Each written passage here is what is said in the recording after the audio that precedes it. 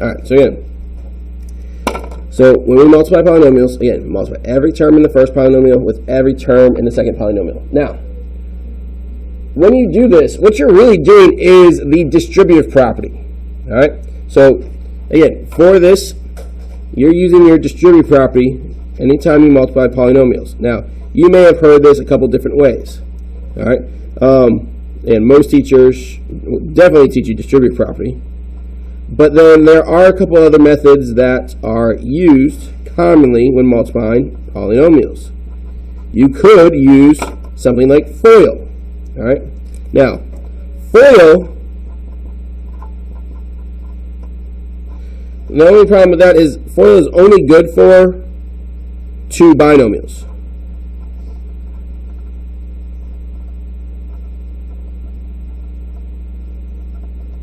Only for two binomials. Whereas distributive property can be used for anything. Also, some teachers will also teach you a box method. Now, box method is fine as well, and it works for any combination you want to do. Box method is just another way of making sure you're doing the distributive property and multiplying every single term in the first polynomial with every single term in the second polynomial. So I'm going to focus on distributive property, and we're going to do 8 examples of this. We're going to start off easy. We're going to start with a monomial times a binomial, and then work our way up to a binomial times a trinomial. But the property is the same no matter what. You just have to make sure every term in the first one gets multiplied to every term in the second one. And when you multiply them, they each make their own terms. Now, most of the time, once you multiply, you're done. However, you could also have to simplify more. So it is possible that once you multiply, we could have to go back and combine any like terms that we have as well. So we're going to start off with something easy that we've probably already seen in this class. All right? And we're going to do a monomial times a binomial first. And we're going to look at a couple different examples. So, for the examples, simplify by multiplying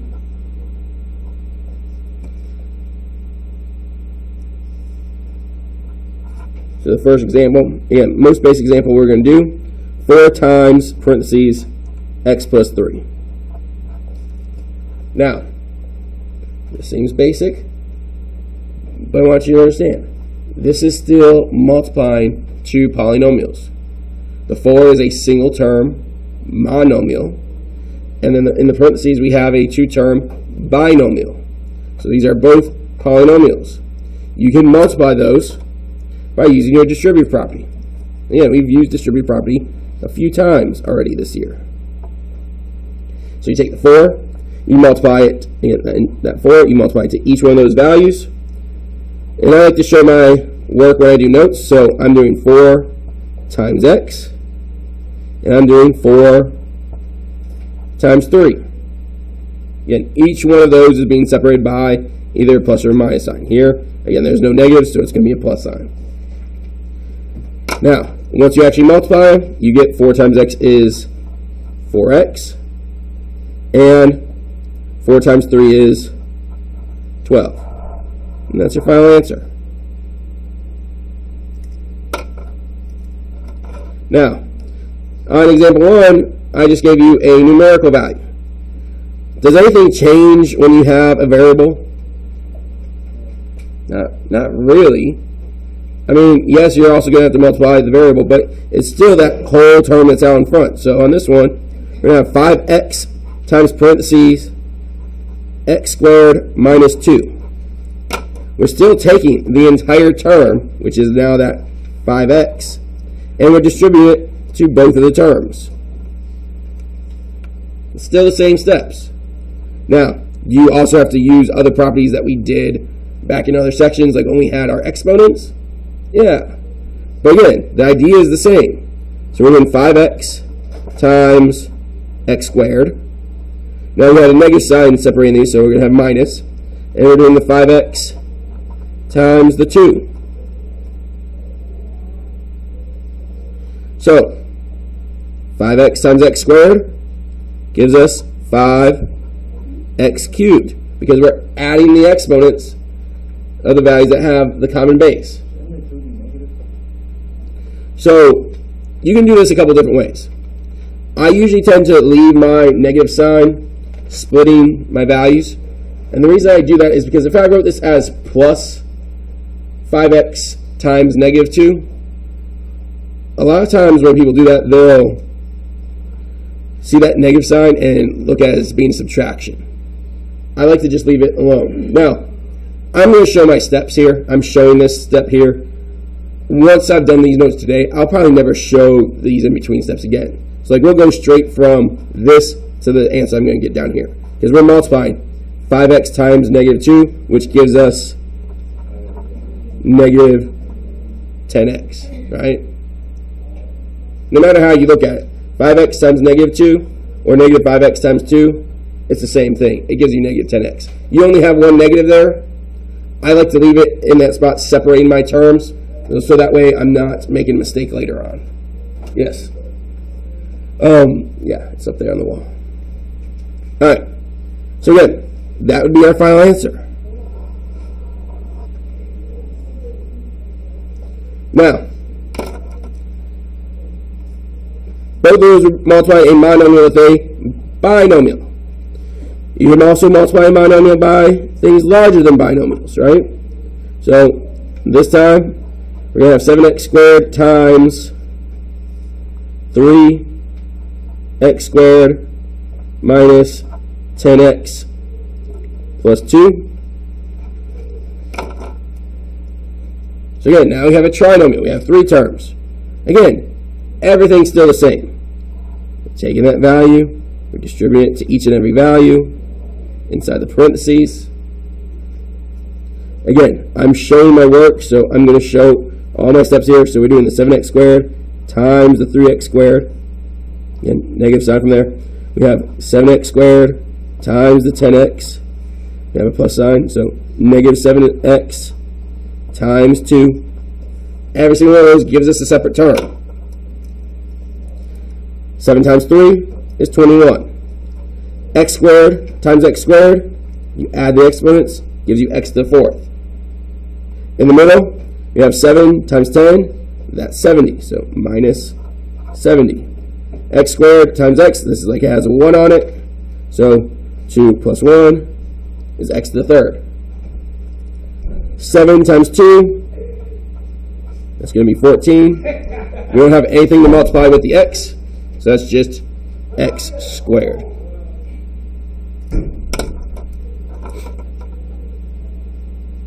Alright, let's go up a level. So those were all monomials. Now we're going to look at 2 binomials.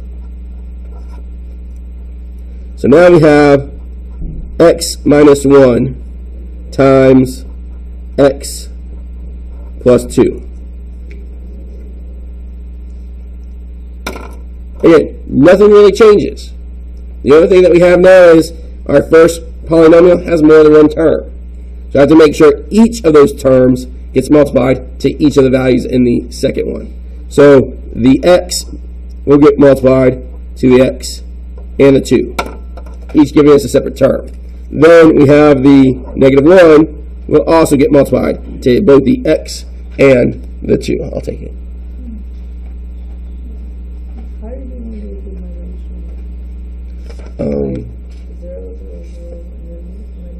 Yeah, that, or you don't have to do the 0, 0, 0. Just the number's fine.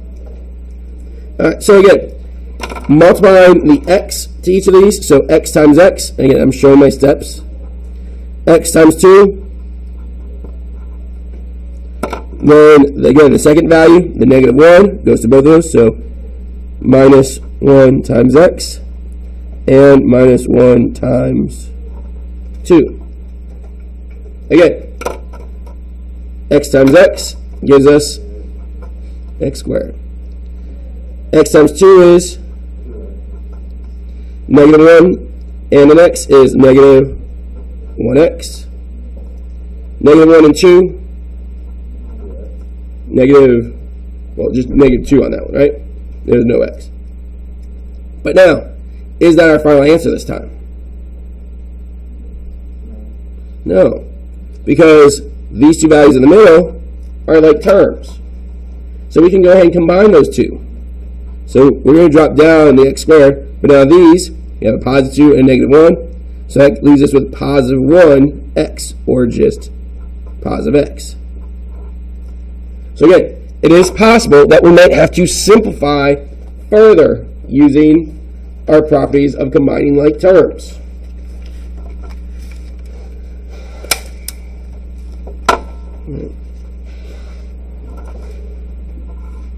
That's our final answer for that one. This is our final answer for this one. Now again, will we always have to do that? No. So on this next one, we're going to look at a set of binomials. But I'm going to give us one where we don't have to combine any like terms at the end. So 5x squared minus 2 and 3x plus 1. So now, on this, same process. First term gets distributed to both values. Second term gets distributed to both values. So now, all right, we have 5x squared times 3x. We have 5x squared times 1. We have that negative 2 times 3x. We have negative 2 times 1. So, when simplifying on this one, multiplying those together, 5 times 3 is 15. X squared times x is x to the third. 5 times 1 is 5. We don't have anything to multiply the x with, so that just stays x squared. Negative 2 and 3, that gives us negative 6. Again, nothing to multiply the x with, so that just stays on. Negative 2 and 1, that's negative 2. And when you look at this, there are no like terms on this one. We have an x cubed, an x squared, an x, and a constant. No like terms, so we're done. That's it. That's our final answer.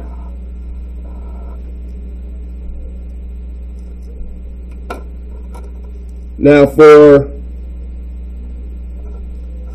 this next one, we actually are going to look at two problems now for both problems 6 and 7 that has special properties. However, just because something has a special property doesn't mean you have to use a special property. So this one, we have the exact same two values. One though is being subtracted and one is being added. This is called the product of the sum and difference, because one's doing the sum, one's doing the difference. And there's a way to go straight to the final answer. Now, I'll show you that in just a second. But first, I want to show you that you can do this still using your distributive property. A lot of the other properties that we have when we multiply in terms, besides the distributive property, are just shortcuts.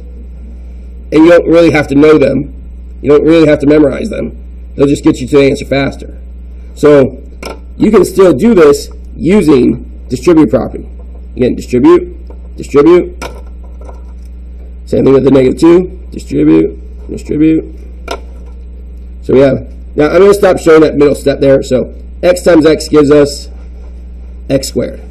X times 2 gives us 2x. Negative 2 times x gives us negative 2x. Negative 2 times 2 gives us negative 4. Again, we can keep simplifying here because these two in the middle are like terms. So for our final answer, we get x squared. These two in the middle end up giving us, well, really that would be plus 0x, which you don't really have to put 0x, right? It just cancels out. So our final answer is actually x squared minus 4. Again, we did that using our distributive property. Now, I said at the beginning, there's another property here you could use. The sum and difference, the product of the sum and difference. So, we're multiplying the sum and the difference of the same two values. The property says if you were multiplying the sum and difference of the same two values, you can take the first two numbers and multiply them together, and that'll give you the first term. Multiply the last values from each, and that'll give you the last number. it will always end up giving you that value. Now, the reason why that works is because if you did the problem using the distributive property, what's going to happen to the middle two terms every time? They're going to cancel out. So again, it's just a shortcut. Do you actually have to memorize that product of sum and difference? No. Again, it doesn't even save you that much time. It saves you really like one step. So again, if you want to remember it, you can. Don't have to. And you talk about a lot of these properties in other math classes. I know you did them in Algebra 1. If you're taking MCR, you probably talked about them there as well. But again, you can do every single one of these problems using distribution.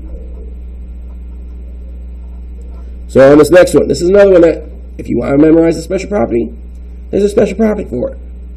But you don't have to. So this is a binomial that's being squared. So you could get what's called a perfect squared trinomial. But again, you don't have to memorize the property because you can just do it using the distributive property. And again, like I said, the other way around doesn't save you that much time anyway. So first thing you have to do is just rewrite this so that you have it as two separate binomials. So we'd have x plus 3 times itself, because that's what happens when we're doing squared, right? So we're just multiplying two binomials together. Same as what we've done on the last three problems. The x goes to both values. The 3 goes to both values. X times x is x squared. X times 3 is 3x. 3 times x is also 3x. And 3 times 3 is 9. So again, two values in the middle. We have like terms. You can combine them. So we have x squared plus 6x plus 9. Again, it doesn't take very long to do through distributive property, so you don't have to memorize the other property of how to square a binomial. Now, if you want to know it, the property says that if you square a binomial, you'll get a trinomial. The first term will be the first value squared. The last term will be the last term squared. The middle term will be the two values multiplied together times 2. And the reason that happens is because if you're to do this, the middle two values always end up being the same, so it always ends up being double. But again, it's just an extra property. You don't have to memorize it. Just do the distributive property. I think it saves some time just to go ahead and multiply it out sometimes. All right, last one. So last example that we're going to do today, we're going to do a binomial times a trinomial. Again, it's not really adding any extra work. We're doing the same thing. It's just that there's more values. So on this one, I have 2x minus 1 times 3x squared minus 5x plus 2. So on here, the first term gets distributed to every single value. The second term gets distributed to every single value. So 2x times 3x squared gives us 6x cubed. Good. 2x times negative 5x, negative 10x squared. Right? 2x times 2 will give us positive 4x. And then negative 1. Again, being multiplied to each of these. Really, when we're multiplied by negative 1, it's just going to change the sign of each of those values. So negative 1 times 3x squared is negative 3x squared. Negative 1 times negative 5x is really positive 5x. Negative 1 times 2 is negative 2. Now, we're not done on this problem because we can combine like terms. And this one, there's actually two sets of like terms. We have the x squareds, but we also have the x's. So when we rewrite this final answer, we need to make sure we combine both sets of like terms. So we have the 6x cubed just drops down. The negative 10x squared and the negative 3x squared combine to give us negative 13x squared. The 4x and the 5x add up to give us 9x. And then the 2 just drops down, so we have minus 2. Again, that's our final answer. This is our final answer over here. All right. And that's it. All right. Now, I mentioned earlier that there is other methods, right, that you're sometimes taught. So, how much time do we have left today? We have just under 10 minutes. All right. So, first, let's talk about FOIL for a second. How many of you guys have learned FOIL before? So, not as many. Back in the day, we used to teach FOIL all the time. FOIL was anytime you had two binomials, we used FOIL to talk about how to multiply them. And what FOIL stands for, so FOIL stands for first, outer, inner, last. It's just a way of remembering to multiply every single value in the first set by every single value in the second set. Because if we look at two binomials, let's take number 4 for example. So the f in FOIL, first, you take the first two terms, you multiply them, which is what we did. Then the O is outer. So the outside two terms, you multiply them. That's what we did next. Then I stands for inside. So the inside two terms, or inner two terms, that's what you multiply next. And then the last term from each one, you multiply them. We go in the exact same order. If you do distributive property, or you do FOIL, you get the exact same answer. It's just a way of memorizing when you have a binomial, making sure you multiply all the different combinations that you need to. Because you should end up with 4 terms, because you're multiplying 2 values in the first by each of the 2 in the second, so you end up with 4 terms total. But again, it's the distributive property. The only problem with FOIL is it only works when you're talking about binomials. So again, it's easier just to memorize distributive property. The box method. Now, the box method can be used with any one of these. And you don't need to copy this down. How many of you guys are familiar with the box method? Has anybody heard of it before? Anybody used it before? I'm going to show it real quick. It doesn't matter. Doesn't matter if it's one term. So I'm just going to go back and take a look at some of the ones we already did. Again, you don't have to copy anything else down. So let's say I wanted to do number 2 with the box method. Okay. Well, we have one term and 2 terms. So I'm going to have a 1 by 2 box. I have 5x, and then my 2 terms here are x squared and negative 2. I'm multiplying those together. 5x and x squared is 5x cubed. 5x and negative 2 is negative 10x. So each one of the values in the boxes represent one of my variables in there. The box method is just another way of doing the distributive property to make sure you multiply every single value in the first set to every single value in the other set. So you do number 4. On that one, we have 2 by 2. So I draw a box. That's 2 by 2. We'd have x and a negative 1, and we have an x and a positive 2. X times x is x squared. X times 2 is 2x. Negative 1 and x is negative 1x. Negative 1 and 2, negative 2. Notice, same values I got here after we did our distributive property. So then those are separate terms. If you have any like terms, you combine them. All right. If you did number 8, so let's drop down here to number 8.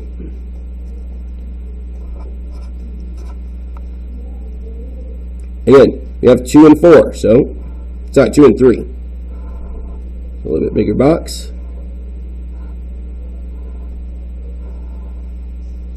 2x and negative 1, 3x squared, negative 5x, positive 2.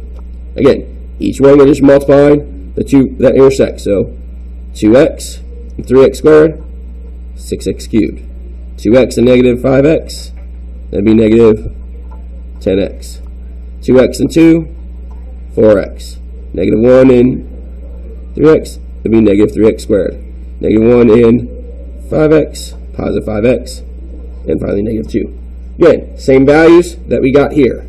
Combine any like terms to get your final answer. But again, it's no different. So if you've learned the box method before, you can keep using it. It's still just a distributive property. It's just another way of organizing the distributive property. But you're doing the exact same work every time. All right. So again, that's multiplying polynomials. Any questions? Tomorrow, we will have a worksheet on this. So if you have questions, again, you're free to ask me questions.